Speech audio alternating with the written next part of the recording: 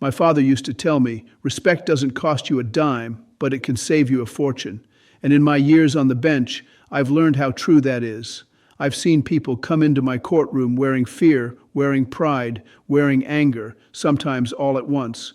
But this case stayed with me because a young man walked in wearing one thing louder than anything else: entitlement. And it wasn't his money that concerned me. It was his attitude toward everyone in that room. When this case landed on my desk, it wasn't the most serious charge I'd seen that week.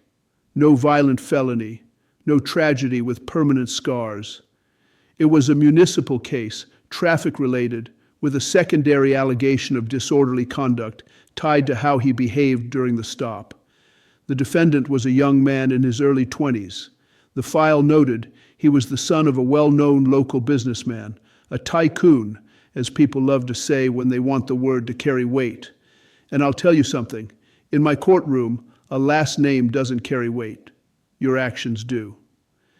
I reviewed the officer's report. It described a stop for excessive speeding and an unsafe lane change. The stop was documented properly: time, location, weather, traffic conditions. Nothing about it looked sloppy, but then the tone changed. The report said the young man was argumentative, dismissive, refused basic instructions, and repeatedly told the officer, "Do you know who my father is?" That line always catches my eye, not because it impresses me, because it tells me where someone believes the rules end. What concerned me most wasn't the speed. It was what came after, because speeding is a mistake, but disrespect is a choice. Here's what happened that night as the evidence and statements showed. It was late, around 10:30 p.m. The roads were active but not jammed. The officer observed the vehicle accelerating well above the posted limit, then weaving through lanes without signaling. The officer initiated the stop. Standard procedure, lights on. The vehicle pulled over. Now, I've watched enough body camera footage over the years to know that the first 30 seconds tell you a lot. The officer approached calmly. He identified himself, explained the reason for the stop, and asked for license and registration. The young man didn't hand anything over at first. According to the officer, he leaned back, tilted his head, and said something like, "What's this about? I'm in a hurry." The officer repeated the request. That's when the young man said the first version of it. "You really want to do this? My dad owns half the city." The officer didn't react emotionally. He stayed professional. He said, "Sir, I need your license and registration." The defendant finally complied, but the back and forth continued. The officer noted that the defendant kept interrupting, laughing, and questioning whether the officer knew what kind of family he came from. And here's the part that stuck with me. The report described how when the officer issued the citation, the defendant said, "This is a joke," and tossed the paper onto the passenger seat like it was trash. Then, as the officer started to step away, the defendant called out something insulting, enough that the officer returned to the window and warned him that his conduct was escalating. The defendant responded with more attitude. That's how the disorderly allegation came into the case file. When I read it, I thought, this isn't about a traffic ticket. This is about a young man testing whether the rules apply to him. As I continued reviewing the evidence, I did what I always do. I looked for consistency, not just in what one person said, but in what multiple sources supported. The officer's report was detailed. The timeline was clear. The traffic violations were supported by the officer's observations and roadway context, and there was body camera footage listed as available for court. There was also a short supplemental statement from a second officer who arrived as backup. That second officer described the defendant as sarcastic, uncooperative, and performative, like he wanted the stop to become a scene. And that matters, because I've seen young people get nervous at a traffic stop. I don't punish nerves, I don't punish fear.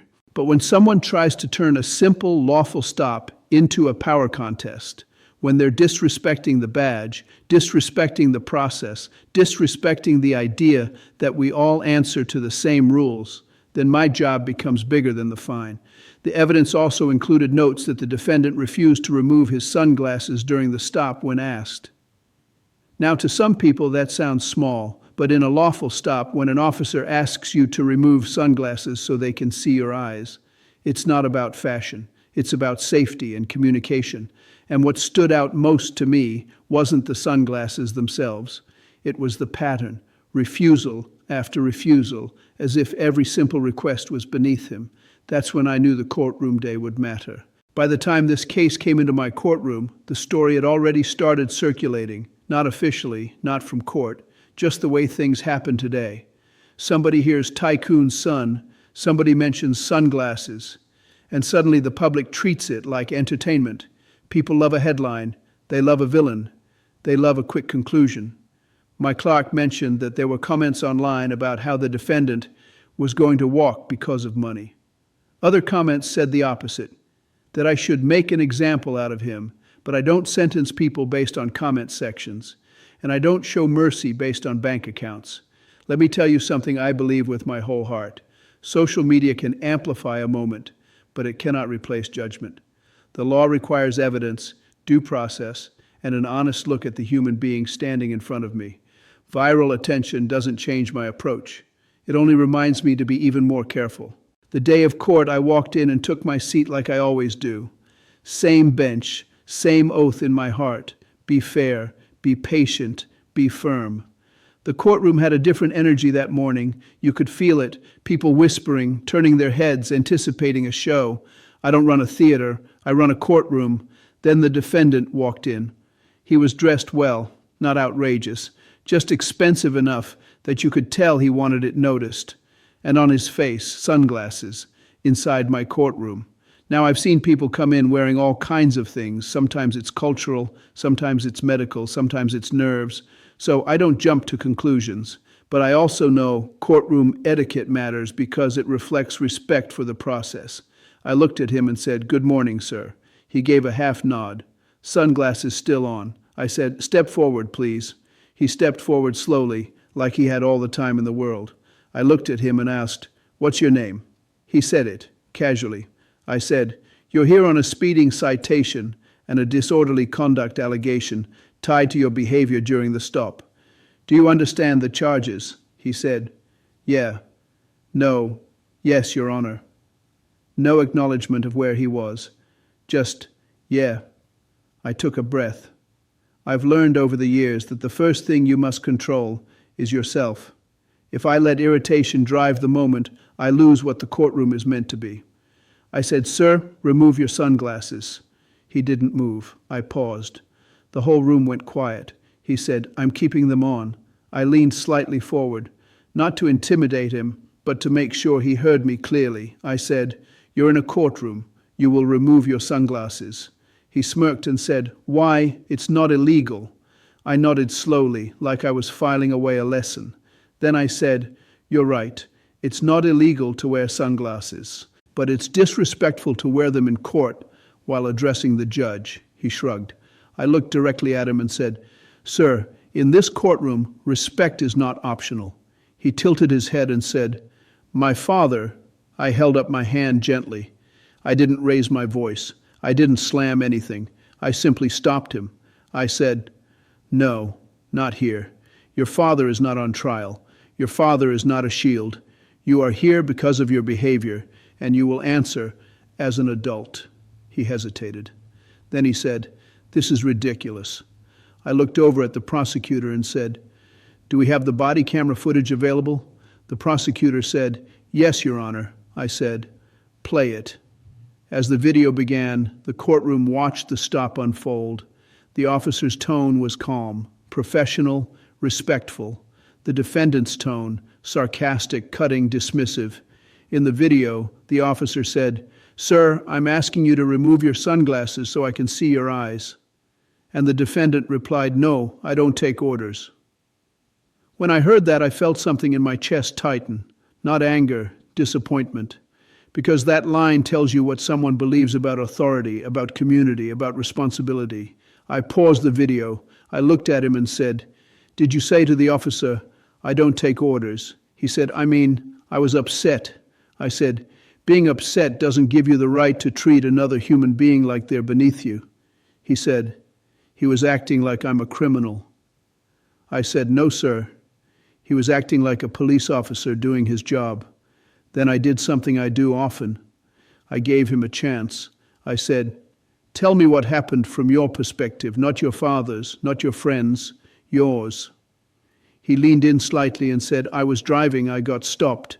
The officer had an attitude." I said, "The video shows the officer being calm." He said, "That's your opinion." I nodded once. I said, "No, sir, that's not my opinion. That's what we all just watched." He shifted his weight like he didn't like being corrected in public. I said, "Why wouldn't you remove your sunglasses when asked?" He said, "Because I didn't have to." I said, "Lupteam, let me explain something to you. A courtroom is not just a building. It's a promise. It's where society says we will handle conflict with law instead of chaos. When you refuse basic courtesy, when you act like rules are for other people, you chip away at that promise." He rolled his eyes. And because he was wearing sunglasses, he probably thought I wouldn't notice. But I've been doing this long enough to read people even when they hide behind glass. Then my bailiff quietly approached the bench and handed me a printed page. I glanced down. It was a social media post, something he'd put up that morning. A short video in a car, laughing. Caption, "Court day. Old dude in robes better not be dramatic." I stared at that paper for a moment. Not because I was offended, I've been called worse, but because it showed me something important. He wasn't taking any of this seriously. He wasn't worried about the law. He was worried about content. I looked at him and said, "Sir, did you post about this court case on social media today?" He hesitated. I said, "I'm going to ask you again. Did you post about this court case today?" He said, "Maybe." I said, "Maybe isn't an answer." He said, "Yes." I held up the paper and said, "Is this your post?" He said, "Yeah, but it's a joke." I nodded slowly. Then I said, "Let me tell you what's not a joke. Public safety isn't a joke. An officer's job isn't a joke. This courtroom isn't a joke." He finally took his sunglasses off, slowly, dramatically, like he wanted the room to think he was doing me a favor. I looked at him and said, "Thank you. Now I can see who I'm talking to." And I could. He wasn't evil. He wasn't beyond hope. But he was deeply accustomed to getting his way. And I've learned that sometimes the most dangerous thing for a young person isn't poverty. It's never hearing the word no. I said, "Sir, I want you to listen carefully. You were given a lawful instruction. You refused. You escalated. You mocked the process. And then you tried to hide behind your father's name." He started to speak again. And I said, "No, you've spoken. Now I'm going to speak." The courtroom was silent. I said, "My responsibility as a judge is not to be impressed by you and not to be intimidated by you. It is to be fair, and fairness means I hold you to the same standard as everyone else." Then I turned to the prosecutor and asked about any prior record. None. I turned back to him and said, "That matters, because it means you have an opportunity right now to learn something without it defining the rest of your life." I let that sit for a moment, and then I told him we were moving to disposition. I've been on this bench long enough to know the difference between a mistake and a mindset. The speeding was a mistake. The disrespect was a mindset. I looked at him and said, "Sir, I want you to understand something. In my courtroom, the law is the great equalizer. Money doesn't buy your way out of accountability, and it doesn't buy you the right to treat people poorly." I paused. I said, "You mocked this court online. You called me dramatic. You treated a police officer like he was your employee. That's not how a citizen behaves in a community." Then I explained my decision carefully, because sentences should never feel like revenge. I said, "Here's what I'm ordering." I said, "First, the speeding citation stands. You will pay the standard fine and court costs." Then I said, "Second, on the disorderly conduct allegation, I'm not going to impose jail. This is not the kind of case where incarceration is the first answer." He exhaled, like he thought he'd won. I raised my hand slightly and said, "But you're not walking out of here with nothing, because the lesson hasn't landed yet." I said, "You will complete 40 hours of community service, and not behind a desk. You will do it somewhere you have to look people in the eye, somewhere you have to show up on time, take instruction, and be humble." I said, "You will also attend a driver safety course, because driving is not a game. When you speed and weave, you're not just risking your car, you're risking other families. Then I looked at him and said, "And you will write a letter of apology to the officer, 1 page, in your own words, not your lawyer's words, yours." I paused again, then delivered the heart of it. I said, "This sentence isn't about punishment, it's about teaching you respect, accountability, and self-control. Because if you don't learn those now, life will teach you later, and life is a harsher teacher than I am." After I delivered the sentence, I watched his face change, not dramatically, just enough to tell me reality had finally entered the room. He didn't like the community service. That was clear. A fine is easy for someone with money around them. A fine can be paid and forgotten. But time forces reflection. Time forces humility. As court adjourned, he stood there for a moment like he wanted to say something. Then he quietly said, "Okay, not perfect, not heartfelt." But it was the first moment of compliance I'd seen from him all morning. Outside the courtroom, I heard the usual murmurs. People talking about the sunglasses, the social media post, the Tycoon part of the story. But what stayed with me wasn't the gossip. It was a simple thought. If someone has spent a lifetime being treated like rules are optional, then the kindest thing a judge can do is make the rules real before the consequences become permanent. Later, I told my staff, "This young man isn't hopeless. He's just been overprotected from accountability." And I meant it. A judge can punish, but when the case allows it, I'd rather redirect. Let me tell you what I hope people learn from this case. Respect is not a performance, it's a habit. And if you only show respect when you feel like it, then you don't truly understand it. Social media can make you think everything is a joke, everything is content, everything is a clip, everything is disposable. But real life isn't a feed. Real life is consequences. In my courtroom, it doesn't matter who your father is, what you drive, or how expensive your sunglasses are. What matters is how you treat people, especially people doing their jobs. I hope that young man completed his service and learned something, because if he did, then this case wasn't just a sentence, it was a second chance.